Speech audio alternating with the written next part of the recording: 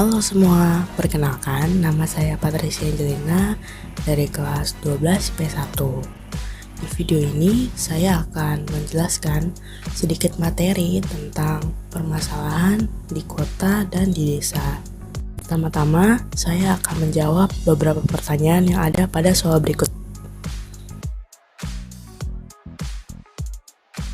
Sebelum kita lanjut ke pembahasan utama, kita akan bahas dulu tentang apa itu pengertian dari desa dan juga kota.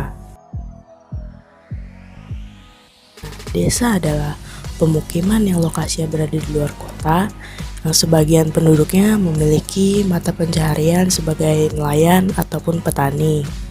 Sedangkan kota adalah pusat pemukiman dengan kegiatan penduduk yang memiliki batas wilayah administrasi.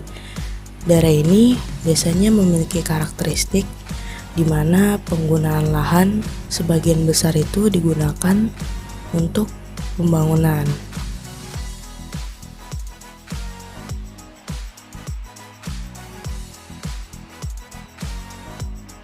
Selanjutnya kita akan lihat apa saja sih dampak negatif dan positif dari interaksi yang ada di desa dan kota.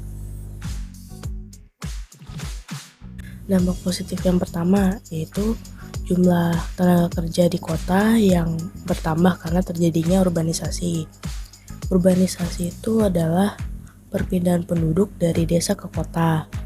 Yang kedua, ada pasokan bahan pangan di kota dari desa yang meningkat.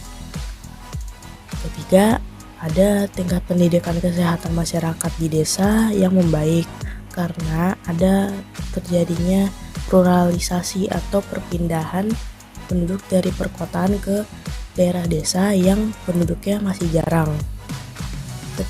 Keempat, adanya teknologi canggih yang bisa meningkatkan produktivitas di desa. Terakhir, ada perluasan jalur sehingga jalan antara desa ke kota lebih terbuka. Lalu ada pula dampak negatifnya, yaitu berkurangnya tenaga kerja di bidang pertanian dikarenakan banyak dari mereka lebih memilih untuk bekerja di daerah kota. Yang kedua, ada meningkatnya angka pengangguran di kota karena penduduk desa yang pergi ke kota tanpa keahlian.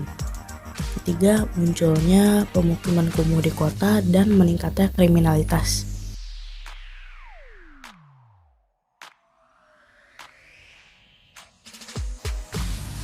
Selanjutnya, untuk menjawab soal nomor 2, di sini ada beberapa gambar yang dapat menjelaskan tentang permasalahan yang ada di desa dan juga di kota. Yang pertama, bisa dilihat dari gambar tersebut, terdapat anak-anak yang harus melewati jembatan yang rusak demi berangkat ke sekolah. Hal tersebut bisa terjadi karena pihak Pemda yang hanya melakukan peninjauan tanpa memberikan solusi dan berusaha untuk memperbaiki. Gambar kedua, ada kemacetan yang terjadi di daerah perkotaan.